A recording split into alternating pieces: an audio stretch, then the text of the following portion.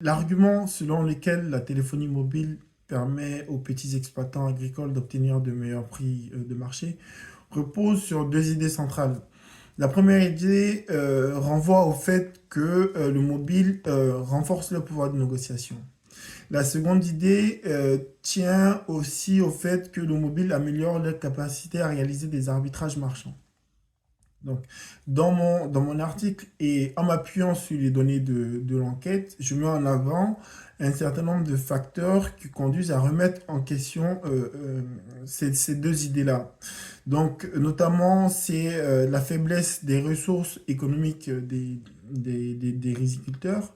C'est aussi la concentration géographique des échanges marchands. Il y a également l'absence des infrastructures de stockage, donc au moment de la récolte. Et enfin, la prévalence de ce que les économistes appellent les transactions liées au fidélisé. Donc, c'est-à-dire le fait que une part importante des agriculteurs sont dépendants des financements accordés par les commerçants pour pouvoir produire.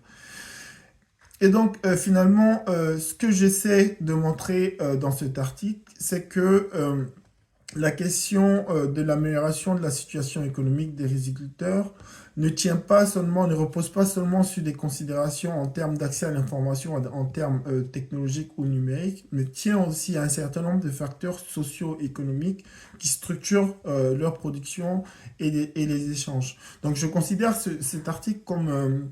je pense que cet article, il vise surtout à attirer l'attention des décideurs politiques et des bailleurs de fonds sur le fait que le numérique, les technologies numériques sont des outils importants pour les sociétés africaines, mais cependant, l'engouement qu'il y a aujourd'hui autour des technologies numériques ne doit pas faire oublier un certain nombre de problématiques cruciales qui continuent de structurer les contextes socio-économiques dans les pays d'Afrique subsaharienne.